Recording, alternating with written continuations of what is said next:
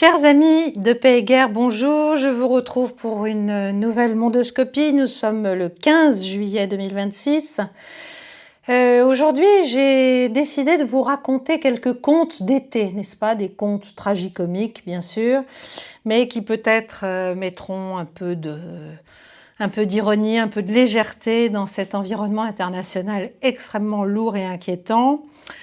J'en profite pour vous remercier bien sûr de votre soutien, likez, partagez, abonnez-vous si ce n'est pas déjà fait, rejoignez le cercle si vous en avez envie, le cercle des amis de Paix et Guerre, tous les liens sont dans chaque vidéo, c'est très facile, soutenez-nous par Tipeee si vous le pouvez aussi.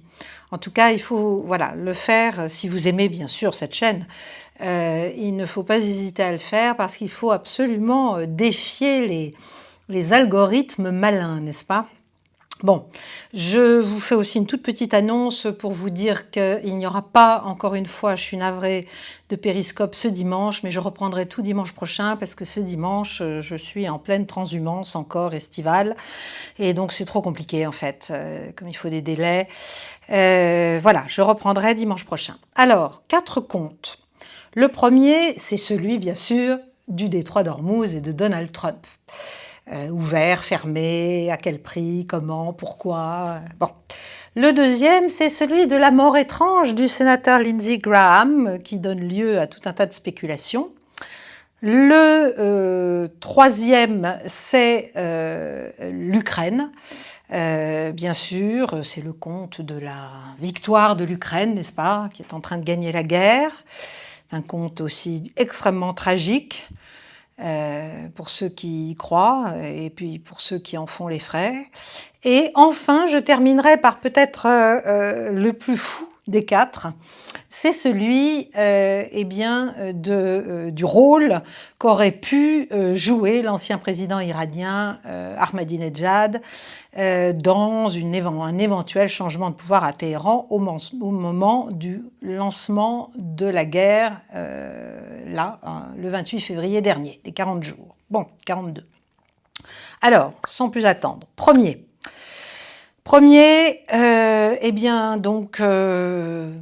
manifestement, je pense que si vous suivez un peu les informations, pas forcément toujours sur les grands canaux, parce que c'est quand même compliqué, mais sur des canaux d'information plus indirects, enfin sur YouTube tout bêtement, quand on écoute un certain nombre d'analystes français, américains, indiens, iraniens, enfin bref, il y en a beaucoup qui parlent de ce qui se passe en ce moment même, au moment où j'enregistre. Bon, il est clair que le Memorandum of Understanding, comme d'ailleurs je l'avais un peu anticipé, est mort, hein, il est mort et même enterré, même s'il existe encore formellement.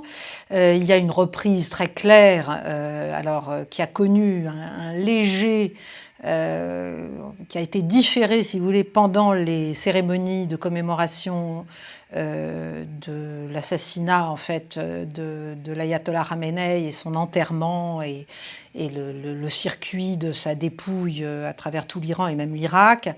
Là, il y a ça a pris un peu de temps, ça a différé, ça a permis peut-être de gagner 8 jours, mais là, bon, il n'y a plus de mou, il y a une reprise très nette, pardon, des escarmouches en mer, et il y a des frappes américaines aussi très nettes sur l'Iran. Bon, le problème, c'est que les Américains, quoi qu'ils disent, quoi qu'ils fassent comme Barouf, si vous voulez, ils peuvent quand même très difficilement attaquer de nouveau massivement l'Iran, même simplement par des campagnes de frappe, et encore moins au sol, parce qu'évidemment, non seulement ça déclenchera des représailles importantes, mais s'ils se hasardaient à mettre une force au sol, ça aurait évidemment, ce serait une folie, parce que ça aurait pour conséquence des pertes américaines considérables, et tout de même, le président Trump, même s'il paraît un peu erratique dans sa volonté,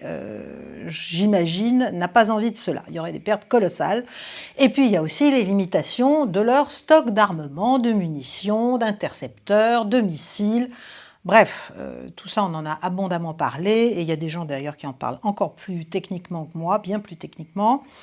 Donc, Trump, pour l'instant, il fait, j'allais dire, avec les moyens du bord, il essaie de tirer profit, en fait, de sa volonté, qui était probablement d'ailleurs dès le départ, comme beaucoup d'accords signés par les Américains, il s'avère qu'ils ne les respectent pas.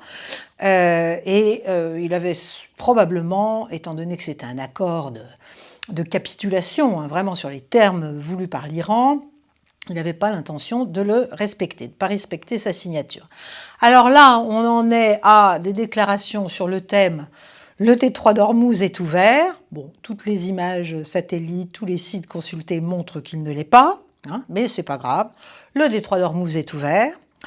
On en est à « c'est nous qui allons être les gardiens, n'est-ce pas, du détroit d'Ormuz, nous les Américains ». Ah bon? Comment est-ce même envisageable? Et nous allons nous faire payer pour cela à hauteur de 20% de droits, hein, sur les montants de marchandises qui transiteraient. Bon, c'est impossible évidemment puisqu'il ne contrôle rien, et certainement pas le détroit d'Ormuz. Alors, il est en train de réinstaller son contre-blocus, c'est-à-dire la sortie du détroit, bon, pour essayer de nouveau d'exercer une pression sur le pouvoir iranien. Donc pour l'instant, il y a quelques bateaux qui passent, mais quelques bateaux, enfin c'est rien, c'est quelques-uns. Et quand Téhéran est d'accord, c'est-à-dire selon un cheminement, une trajectoire décidée et autorisée par Téhéran, donc la manœuvre américaine pour mettre en place un itinéraire alternatif vers le sud en fait, du détroit, dans la partie omanaise des eaux, n'a pas marché, hein, parce que les Iraniens tapent à partir du moment où ils ne sont plus en contrôle, puisque c'était quand même le point 5, me semble-t-il, du Memorandum of Understanding. Alors, comme il voit qu'il ne va pas pouvoir, en affaire des 20% de droits, bon, tout ça, ça ne marche pas, il explique qu'il va quand même récupérer de l'argent, parce qu'après tout, c'est ce qui compte, en faisant des accords d'investissement avec les pays du Golfe. Le sous-texte, c'est, bah, écoutez, si vous voulez que je vous protège de l'Iran, il va falloir payer. Alors, la question, c'est quand même, est-ce que la présence militaire américaine actuellement dans la zone protège ces États ? À mon humble avis, c'est exactement l'inverse, puisque, étant donné ce que font les Américains, les Iraniens répliquent, et ils répliquent sur les bases américaines de tous les pays du Golfe maintenant. Il n'y a plus vraiment d'exclusives, même les Omanais en prennent pour leur grade, même les Saoudiens. Donc il y a une impasse militaire, en fait, si vous voulez, sur le fond de cette situation avec laquelle les États-Unis se sont engagés pour Israël et aux côtés d'Israël. La crise énergétique, elle est là déjà, et la crise économique qui va aller avec s'annonce aussi, donc d'un point de vue politique pour Trump, c'est fou. Il explique qu'il veut de nouveau discuter, mais enfin, si vous voulez, là, je pense que les Iraniens, ils ont vraiment compris. Du coup, il y a une grosse intransigeance du côté iranien. Ce qui est évident, il y a même eu une déclaration du Parlement iranien. Il y a eu une signature signée par 180 des 270 membres du Parlement iranien, exprimant le souhait de mettre fin à tout accord avec les États-Unis et de poursuivre la vengeance. Donc on n'est pas sorti de l'auberge, permettez-moi de vous le dire. Bon. Et en plus, Trump sait bien que derrière l'Iran, il y a clairement la Russie avec un soutien militaire clair. Il y a aussi la Chine. Alors la Chine, bien sûr, est plus prudente, se met encore plus en surplomb que la Russie, si c'est possible. Mais néanmoins, si vous voulez, ce qu'il a fait à l'Iran, là, a finalement, comment dirais-je, précipité un certain nombre de mécanismes tout à fait au détriment, à mon avis, de l'influence et de la puissance américaine, puisqu'en plus, il a fait la démonstration qu'il n'avait pas les moyens de ce qu'il voulait faire. Bon. En tout cas, il n'y a pas d'accord. Donc pour Trump, si vous voulez, c'est jusqu'où ne pas aller trop loin, tout en prétendant gagner, à destination intérieure, médiatique, mais c'est un narratif qui a évidemment ses limites. Il suffit d'aller regarder quelques sites sur l'effectivité de la soi-disant ouverture du détroit d'Ormuz et on se rend compte qu'il raconte en fait n'importe quoi.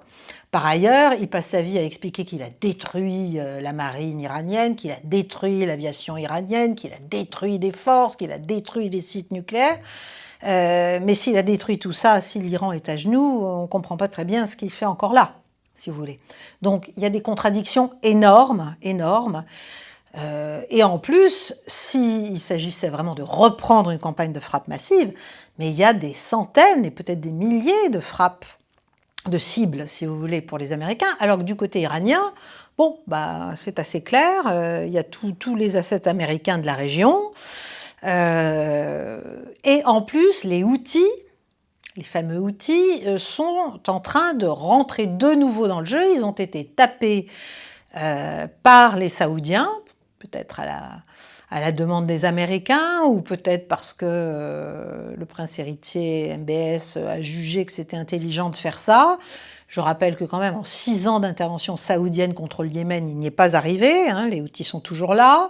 Les Américains eux-mêmes, qui avaient lancé une opération militaire, n'y sont pas arrivés non plus, ils ont dû repartir un peu la queue entre les jambes. Et donc les Houthis ont menacé de frapper Yanbu. Yanbu, c'est le seul port, en fait, côté mer Rouge, si vous voulez, qui permet de faire transiter le pétrole iranien, en fait, d'est en ouest, et de passer, de sortir, si vous voulez, sans passer par Hormuz. Donc, c'est vraiment pas une très bonne nouvelle. Voilà où nous en sommes pour ce compte sur je maîtrise la situation, Hormuz est sous mon contrôle, tout ça va bien se passer. Voilà. Bon.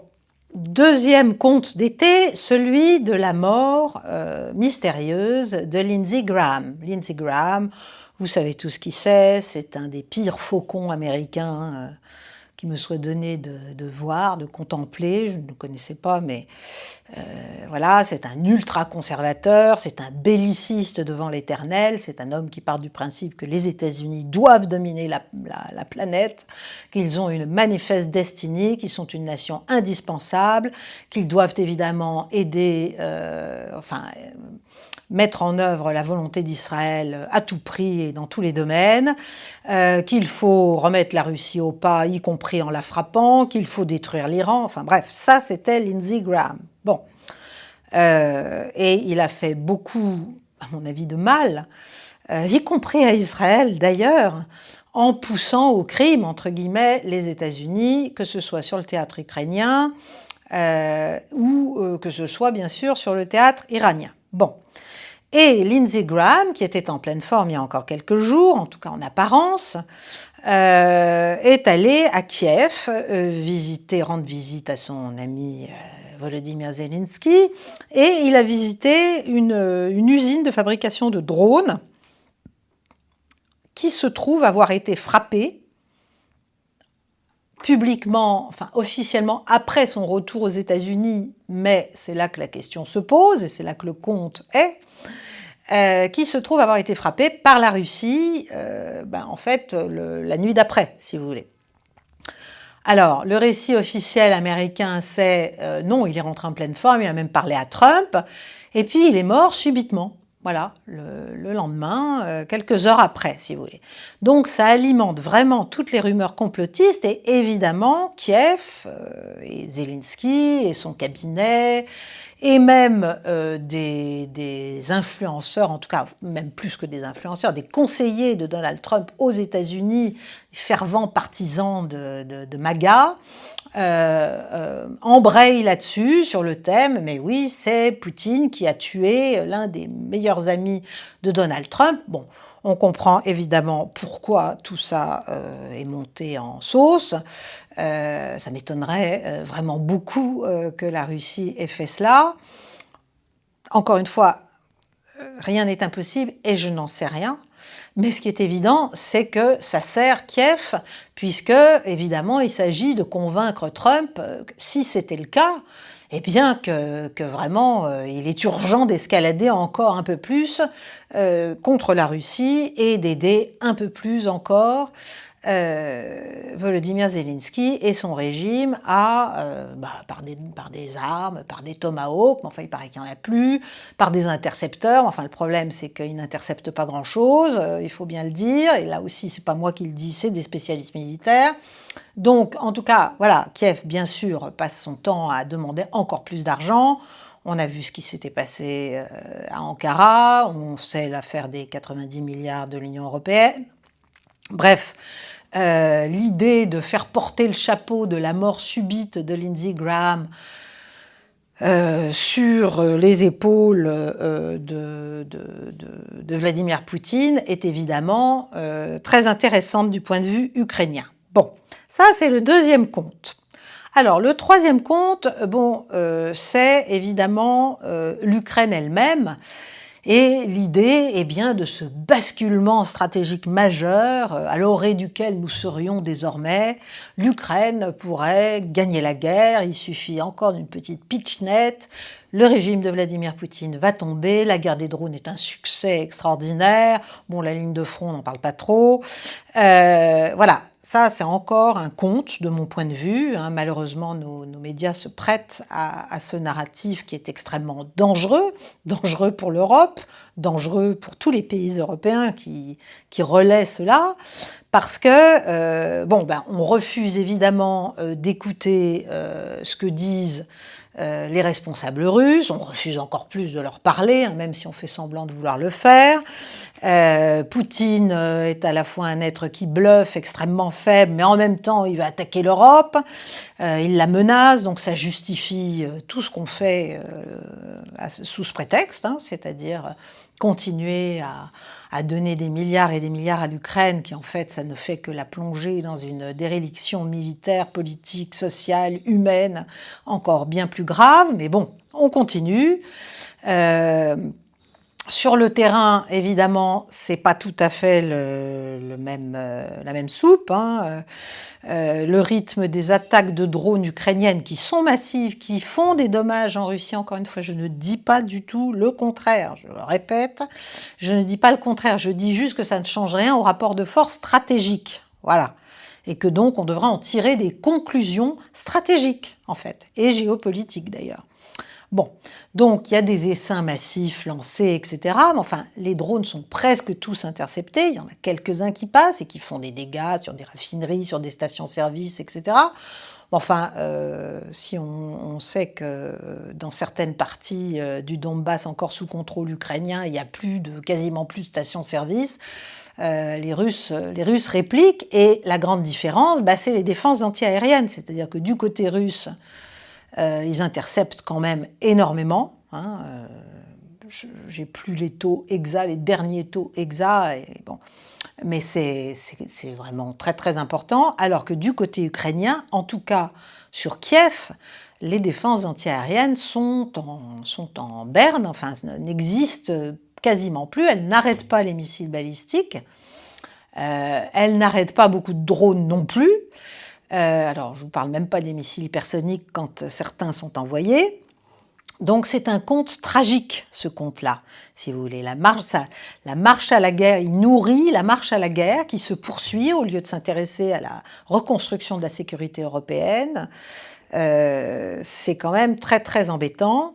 La réalité est là, malgré tout. Donc, on peut continuer avec le mythe tant qu'on veut, mais ça n'a pas d'impact sur la réalité militaire, mais le problème, c'est que ça, si vous voulez, les fantasmes, c'est le propre des fantasmes, c'est qu'ils peuvent arriver à créer une réalité dans la tête, puis dans les actions et dans les décisions prises par ceux qui y croient, à partir du moment où justement ils y croient, c'est répété, donc ça crée une réalité. Et on fait croire aux élites gouvernementales, mais aussi aux élites des pays européens, tout un tas de choses qui n'existent pas sur le terrain, mais qui leur font avaler des couleuvres, prendre des vessies pour des lanternes, si vous voulez. Donc c'est un fantasme double, hein, parce que le premier, c'est évidemment que la Russie menace l'Europe, et le deuxième, c'est que l'Ukraine peut renverser la vapeur militaire, hein, c'est ça en gros, hein, les deux lances de ce fantasme-là, mais c'est un fantasme doublement dangereux. Voilà, parce que ça permet de multiplier les provocations, de continuer. Alors, bon, les Russes tapent massivement désormais et quotidiennement sur l'Ukraine, hein, surtout qu'évidemment, toutes les voix, entre guillemets, dites dissidentes, c'est-à-dire en fait juste raisonnables ou analytiques de la situation, bon, on essaie de les faire taire, hein, voilà. Tout ce qui est bon sens, tout ce qui est raison, tout ce qui est intelligence de la situation véritable, vision un peu lointaine des choses, un peu de haut, tout ça, ça n'a plus cours. Et c'est ça qui est inquiétant. Donc, parce qu'on ne comprend pas en fait ce que c'est éventuellement une guerre contre la Russie. C'est-à-dire si à un moment donné, la Russie se mettait effectivement à répliquer sur un morceau d'Europe, parce qu'elle considérera qu'elle est trop menacée. C'est quand même pas très compliqué à comprendre. Qu'est-ce qui va se passer à ce moment-là? Est-ce que l'OTAN va se lancer dans une guerre? Est-ce que nos peuples, nos populations, nos armées vont se lancer dans une guerre? Tout ça, ça dépend de la manière dont finalement Moscou évalue sa propre réussite sur le terrain. Et pour l'instant, les Russes ont compris et savent qu'ils gagnent sur le terrain, donc ils continuent, mais ils augmentent leurs ambitions. Hein. J'en ai aussi parlé, il y a déjà plusieurs mondoscopies. Ils parlent maintenant de prendre en fait tout ce qu'il y a au-delà des 4 oblasts et de la Crimée. Hein. Ils parlent des 4 oblasts suivants, Kharkov, Odessa, etc., Dnipropetrovsk, bon, Nikolaïev. Donc, on est vraiment dans une situation, on est en train de créer une réalité extrêmement dangereuse pour nous-mêmes. Voilà, alors évidemment, il y a des réticences qui s'expriment en Europe et au sein de l'OTAN, et ça s'est vu au sommet d'Ankara. Il y a les Italiens, il y a les Néerlandais, il y a les Bulgares, bien sûr il y a les Slovaques, il y a même les Tchèques, il y a une partie des Polonais, alors pas Donald Tusk évidemment, mais du côté du président polonais, mais là il y a aussi une rivalité politique interne entre les deux hommes et des enjeux électoraux, donc c'est aussi ça qui nourrit ce décalage, ce hiatus. Mais il y a quand même des résistances, des dissidences en fait montantes parmi les États membres, d'abord sur le fait de continuer à donner autant d'argent qu'on n'a pas, hein, et qu'il faut créer, bon, et dont les peuples, les populations et les politiques des États concernés auraient bien besoin pour d'autres choses. Mais pour l'instant, on a l'impression qu'on continue, on y va, la fleur au fusil, en croyant que le peuple russe va lâcher son tsar maléfique, là, cette espèce de dragon qu'est Vladimir Poutine. Mais, si vous voulez, pour moi, derrière ça, il y a un vrai problème, qui est un problème d'incompréhension de ce qu'est la nature de cette guerre. Pas seulement la nature de la guerre du futur qu'on pourrait avoir à mener, hein, mais la nature de cette guerre-là, en Ukraine, enfin de la Russie contre l'OTAN en Ukraine. Et là, si vous voulez, on ne veut pas comprendre, on ne veut pas admettre en fait que pour les Russes, on leur a en fait déclaré et préparé une guerre existentielle, c'est-à-dire une guerre qui les menace, non seulement dans leurs frontières immédiates, mais dans leur existence en tant qu'État, en tant que nation, en tant que modèle politique, en tant que civilisation, en tant que culture, en tant que tous ceux qu'ils prétendent être. Bon. Donc ça, on ne veut pas comprendre que c'est existentiel, alors que pour nous, c'est pas existentiel, c'est idéologique et c'est essentiellement instrumental. Voilà, c'est-à-dire il s'agit d'arriver à repousser la Russie et à l'abîmer et à l'affaiblir à un moment donné, à revenir aux merveilleuses années Yeltsin, hein, du point de vue occidental, où l'Occident pouvait se dire qu'il était en train de contrôler finalement, de se mettre en situation de pouvoir à un moment donné contrôler la Russie et ses immenses ressources. Voilà. Bon. Donc on en est là. Et on ne craint pas non plus le cynisme le plus abouti, parce que pendant qu'on est là, pendant qu'on explique qu'en 2030 ça va être la guerre et qu'il faut s'y préparer et que ça justifie tout, je crois qu'on a cette année acheté l'Europe, hein, mais notamment la France, l'Espagne, la Belgique, je crois, pour les plus gros clients, n'est-ce pas? On a acheté pour plus de 6 milliards d'euros de gaz, devinez à qui? À la Russie, du gaz sibérien. Donc, si vous voulez, c'est schizophrénique en fait. Nous sommes dans une situation totalement schizophrénique, mais il y a une espèce de fuite en avant en fait des responsables européens que je trouve personnellement extrêmement inquiétante, parce que c'est quand même cet ennemi implacable, maléfique, monstrueux, qui veut notre perte, qui veut notre mort, qu'est la Russie, qui finalement ne nous a même pas coupé le gaz, hein, et nous en fournit régulièrement quand on lui en demande.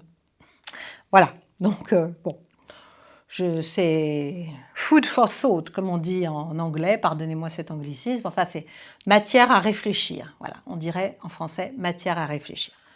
Et le quatrième conte, donc le dernier, celui par lequel je vais terminer cette mondoscopie, c'est le conte le plus fou, parce que si ce n'est pas un conte, si c'est une réalité, c'est une affaire d'espion extraordinaire, et si ça n'est pas une blague, une farce, un enfumage, une intoxication, si vous voulez, c'est un sommet à la fois de cynisme et d'efficacité d'ailleurs. Alors efficacité relative, parce que finalement ça n'a pas marché, mais bon. Je vous avais déjà parlé, il y a un mois, je l'ai évoqué dans une mondoscopie, je ne sais plus laquelle, je vous avais parlé d'une rumeur selon laquelle l'ancien président iranien, Mahmoud Ahmadinejad, il a été président entre 2005 et 2013, il a été maire de Téhéran aussi, aurait fait l'objet d'un retournement, c'est-à-dire un service qui retourne une personnalité de ce niveau à son profit, et d'un retournement, pas par n'importe qui, par le Mossad, l'idée étant de le faire revenir au pouvoir,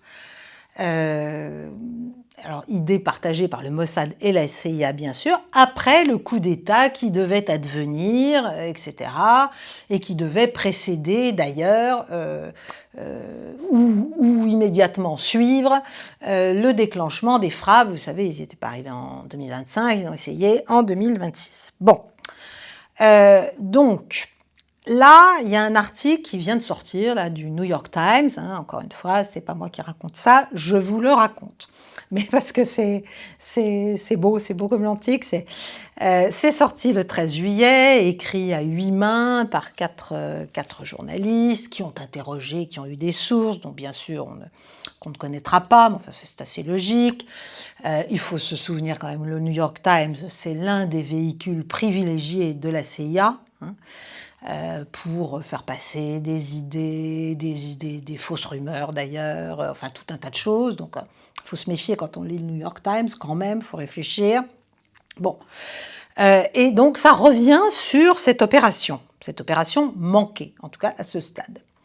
Alors, il y a un certain nombre, parce que quand j'ai lu ça, je me suis dit, c'est pas possible, j'en avais entendu parler, mais bon, j'ai donc été voir un certain nombre de gens sérieux, en tout cas auxquels moi, j'ai tendance à accorder du crédit quand ils parlent de quelque chose. Ils n'y croient pas. Bon, mais pourquoi est-ce qu'ils disent qu'ils n'y croient pas? C'est toujours la même chose.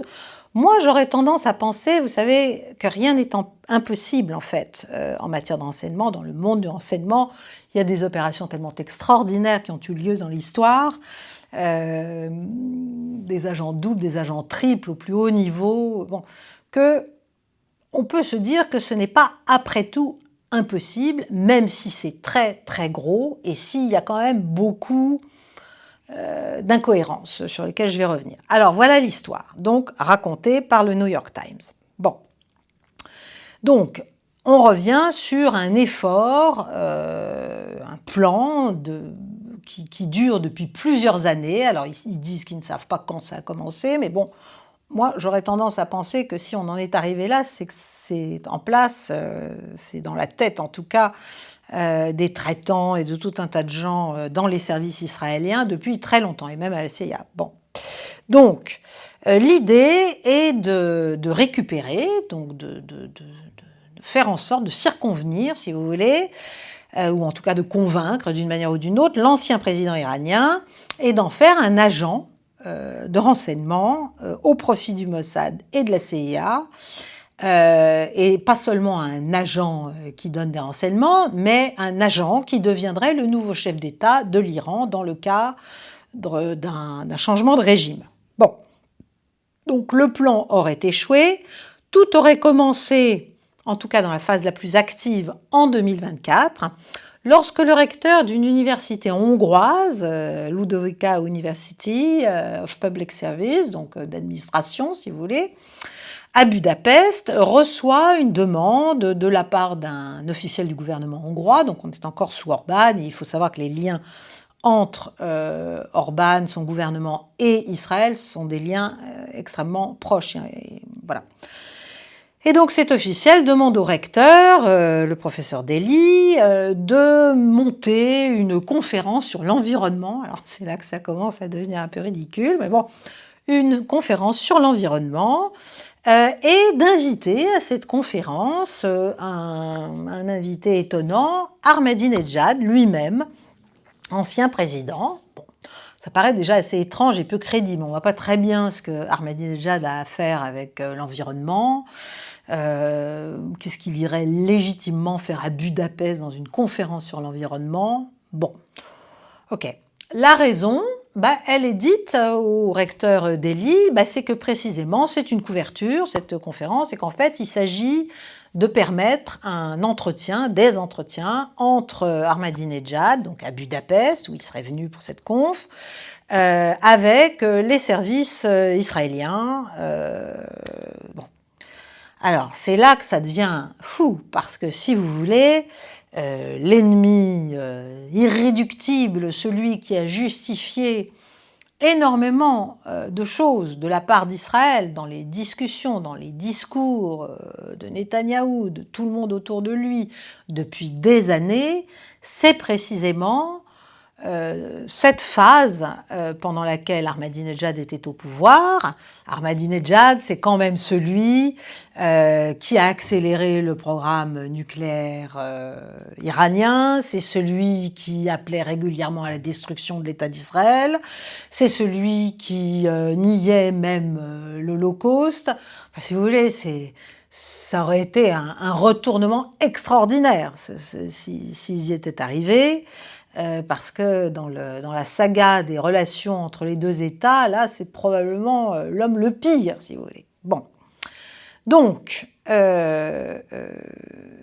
Dely monte cette conférence et il se dit, alors il sait bien que c'est quand même très engageant, très, très compromettant pour lui de faire ça, mais, dit-il, après tout, ça va sauver des vies. Si on a deux ennemis et que les deux ennemis veulent se parler, pourquoi l'empêcher? Deuxième incohérence. Depuis quand Israël est-il l'ennemi de la Hongrie? Pourquoi le recteur pense-t-il cela?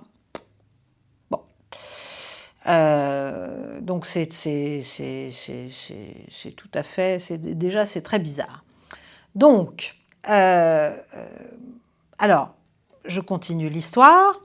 Donc, il y avait ce plan, et donc dans l'article, il y a un certain nombre d'officiels qui parlent évidemment sous condition d'anonymat, et ils expliquent que c'était une telle priorité, enfin c'est tellement important pour Israël de recruter Ahmadinejad, que c'est David Barnea en personne, le chef du Mossad, qui est allé à cette conférence à Budapest pour discuter avec Ahmadinejad, personnellement.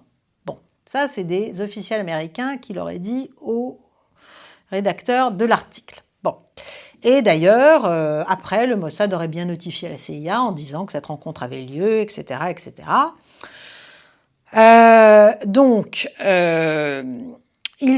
L'article dit aussi qu'Israël payait Ahmadinejad depuis des années pour un certain nombre de ses voyages, un certain nombre de ses accommodations, comme on dit, de ses hôtels, enfin pour ses frais de voyage, et qu'il l'avait rencontré déjà à plusieurs reprises, notamment à Budapest, mais aussi au Guatemala, où il était allé à l'invitation d'une conférence, d'un ministre de l'environnement, aussi une autre conférence sur l'environnement. C'est vraiment l'environnement, ça sert à tout.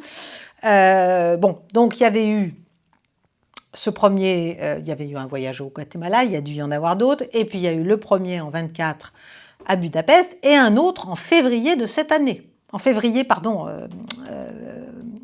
février 2026. Bon, l'objet étant à ce moment-là, au moment où la guerre israélo-américaine a commencé contre l'Iran, donc février, là, fin février de 26, et donc, que s'est-il passé? Il y a eu une opération, tenez-vous bien, pour récupérer Ahmadinejad, qui était sous surveillance stricte à Téhéran, en résidence surveillée, si vous voulez. Et l'idée, c'était de mettre en mouvement, de mettre en œuvre un plan pour changer le régime et l'installer. Bon, le plan a capoté. Le 28 février, il y a eu une frappe israélienne qui a frappé l'endroit où se trouvait Ahmadinejad, qui a frappé notamment l'endroit où se trouvaient ses gardes du corps et son véhicule blindé. Et que s'est-il passé? Là, on est en plein James Bond, si vous voulez. Après cette frappe, selon des officiels iraniens, bon, alors ça devient intéressant parce que ça veut dire qu'il y a des officiels iraniens qui ont raconté ça. Une Peugeot noire est arrivée à récupérer Ahmadinejad et l'a fait sortir en fait du compound, l'a fait sortir de la scène en fait, qui était une scène de chaos après une frappe. Bon. Les officiels iraniens qui sont au courant de cette opération et les Américains disent que la voiture était conduite par des agents du Mossad, qui l'ont pris et qui l'ont mis dans une résidence secrète en Iran. Alors là, vous voyez, le Mossad est chez lui en Iran, le Mossad prend Ahmadinejad, il y a des Iraniens qui vous le disent, et on le met dans une cachette, enfin un refuge secret en Iran. Mais, alors c'est là que ça devient un peu du grand guignol, c'est vrai, le Ahmadinejad était furieux en fait de cette opération de sauvetage complètement, voilà, un peu inextrémiste. Il a perdu ses illusions sur le plan israélien, qui était destiné à le faire revenir au pouvoir, ce qui était quand même son idée, hein, parce qu'après il y a la question des motivations, pourquoi il a fait ça. Finalement, il a quitté le refuge, enfin la planque secrète, dans des circonstances qui demeurent non élucidées. Donc ça aussi, c'est pas crédible. Parce qu'après avoir fait tout ça, le Mossad l'aurait laissé partir d'un seul coup. Si vous voulez, bon, là, ça devient un peu n'importe quoi. On ne l'a plus vu depuis, sauf récemment aux obsèques, où il était manifestement sévèrement gardé, aux obsèques d'Ali Khamenei. Bon, et on ne sait pas vraiment quel est son nouveau statut, mais enfin, il était quand même là aux obsèques, alors que 2 autres des anciens présidents iraniens n'y étaient pas. Bon. En fait, il y a d'autres officiels iraniens qui auraient dit, en tout cas ça apparaît dans l'article, qu'il est sous strict contrôle maintenant des gardiens, qui ont compris qu'il avait des interactions, pour dire le moins, avec Israël. Enfin, ce qui est assez étonnant, c'est que les gardiens n'aient jamais eu le moindre soupçon. Ils ne s'inquiétaient pas de ses déplacements en Hongrie, au Guatemala. Alors, au Guatemala, il a failli ne pas y arriver. Il avait été arrêté au moment d'avoir l'autorisation de partir, de quitter l'Iran. Mais finalement, on l'avait laissé faire. Alors, les officiels israéliens n'ont pas commenté sur le plan. Hein, voilà.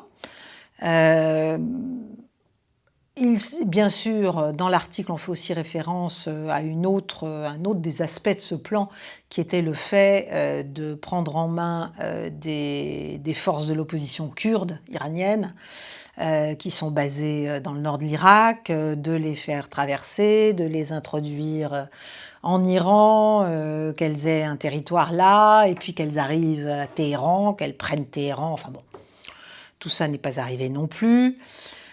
Si vous voulez, voilà, ça paraît, je veux vous en parler parce qu'il faut se distraire à l'orée de l'été, parce que le contexte est tellement lourd, parce que tout peut être imaginé après tout, hein, et parce que les Israéliens sont extrêmement inventifs, c'est un service extrêmement efficace, ce sont des services extrêmement efficaces que les services israéliens, et qu'on peut imaginer qu'ils aient pensé à ça, en se disant, mais précisément, qui pourra penser que le pire de nos ennemis est désormais à notre service? Bon, alors, la question, c'est les motivations. Pourquoi Ahmadinejad se serait-il prêté à un tel plan aux ordres, finalement, de ceux qu'il vouait aux gémonies quand il était au pouvoir? Bon. C'est assez étonnant, ça a été un dirigeant assez dur, hein, notamment. Pour les Iraniens aussi. Bon, il a encore un peu comment dirais-je, paraît-il, un peu d'assises dans le peuple iranien, dans certaines parties de la population iranienne. Ce qui est vrai aussi, c'est qu'à partir du moment où il a quitté le pouvoir, il a commencé à modérer un peu ses visions, son ton, sa rhétorique anti-israélienne qui était extrêmement brutale. Voilà, il a un peu changé de ton. Il avait donné des interviews, il avait donné des discours montrant une certaine ouverture un peu vers la société civile iranienne, critiquant même les forces de sécurité pour leur méthode très dure, parlant même du fait que la classe dirigeante était corrompue, etc., etc. Donc ça veut dire, il a quand même quitté le pouvoir il y a plus de 10 ans, ça veut dire qu'en fait l'opération de retournement aurait commencé il y a très très longtemps. Alors il avait aussi changé un peu physiquement, je ne sais pas si vous vous souvenez de Mahmoud Ahmadinejad, mais il était toujours en espèce de tenue kaki très lourde, etc. Il s'est mis à porter des costumes bien taillés, il s'est mis à apprendre l'anglais, enfin voilà. Il est devenu quelqu'un d'un peu différent, d'un peu plus comestible, entre guillemets, aux yeux de l'Occident. Mais enfin, il faut se souvenir de ce qu'il disait quand il était au pouvoir. Bon. Et donc, il avait quand même des relations, paraît-il, d'après l'article, compliquées avec le gouvernement iranien. Certes, il avait le droit de siéger avec d'autres officiels iraniens dans les conseils de haut niveau, surtout le conseil qui conseille précisément le guide suprême, donc Ali Khamenei, feu Ali Khamenei. Il était encore là, au conseil des experts, je crois, en février, quelques jours avant le début de la guerre. Alors, donc, les motivations, c'est qu'il voulait revenir au pouvoir, c'est qu'il avait compris qu'on ne le laisserait pas revenir au pouvoir, c'est qu'il en voulait à l'actuel pouvoir de ne pas le laisser revenir, et c'est qu'il s'était laissé convaincre manifestement qu'il allait pouvoir revenir, entre guillemets, dans les bagages de puissances étrangères, avec l'aide de puissances étrangères. Donc, c'était celui qui était finalement derrière Reza Shah, qui était la figure qu'on nous a présentée comme un possible, non pas nouveau chef d'État iranien, mais en tout cas, voilà, il devait opérer une transition, etc. Ça n'a évidemment pas marché parce que il n'est pas particulièrement, comment dirais-je, populaire en Iran, et encore moins depuis la guerre, et depuis le fait qu'il a finalement donné son assentiment, enfin montré qu'il était d'accord avec les frappes sur son pays. Là, je parle de Reza Shah. Donc, finalement, c'était pas vraiment pour l'argent, parce que, dit l'article, il en a, c'était pour revenir au pouvoir. Donc, si vous voulez, dans le fameux acronyme MICE, M-I-C-E, Money, Ideology, Compromission or Ego, c'est plutôt ego. C'est plutôt le pouvoir, la vanité, vouloir revenir. Bon. Et donc, voilà, il aurait tempéré son discours et tempéré aussi ses attentes dans le cadre d'un retour au pouvoir, c'est-à-dire en disant qu'il fallait, il se serait prêté finalement aux objectifs d'Israël, c'est-à-dire normaliser les relations, reconnaître Israël, normaliser les relations non seulement avec les États-Unis, mais avec Israël dans le cadre des accords d'Abraham, c'est-à-dire faire signer à l'Iran les accords d'Abraham, etc., etc. Ça, c'est un de ses anciens associés, je ne peux pas vous lire tout l'article parce qu'il est très long, qui aurait dit ça, un associé avec lequel il est en bisbille, manifestement. Bon, ça sent évidemment la proposition indirecte, le clin d'œil appuyé aux réformistes iraniens. Donc, si vous voulez, voilà, c'est en fait le fait qu'on l'empêchait de revenir, qu'il avait l'intention de revenir et qu'il voyait finalement le soutien d'États étrangers. Sans doute, peut-être, croyait-il que les Américains et les Israéliens seraient assez forts pour faire tomber les actuelles autorités iraniennes. Il voyait dans ce soutien une nécessité pour lui pour revenir au pouvoir. Bon. Donc, il y a eu quelques suspicions, dit-on, mais pas beaucoup, parce qu'il écrivait aussi des courriers, à MBS, il a aussi écrit à Donald Trump, etc. Donc ça, peut-être que les gardiens ont quand même commencé c'est peut-être là qu'ils l'ont mis sous résidence surveillée.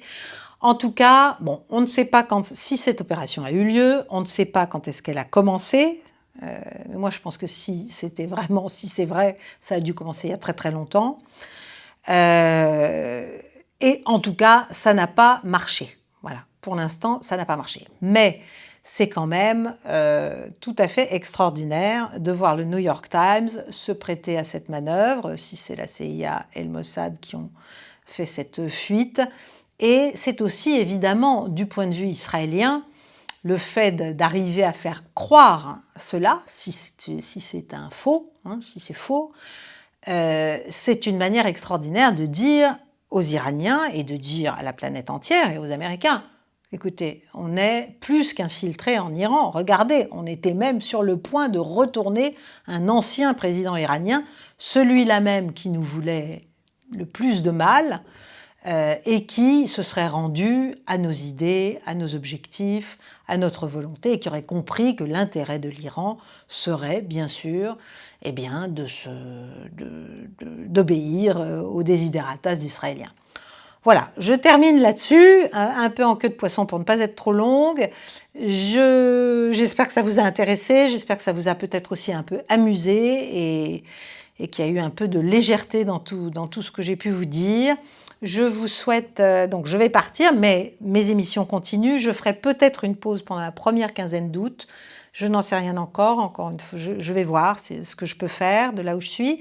Mais je continuerai dès la semaine prochaine Périscope, bien sûr les clés du monde, bien sûr le prochain grand direct, et voilà, et peut-être aussi les mondoscopies, ou alors je sauterai 2 mondoscopies, mais je suis sûre que vous passerez très bien de moi pendant 15 jours. Je vous souhaite de très belles vacances à tous, et aussi, bien sûr, n'oubliez pas de liker cette vidéo, de la commenter et de vous abonner à la chaîne si ce n'est encore fait.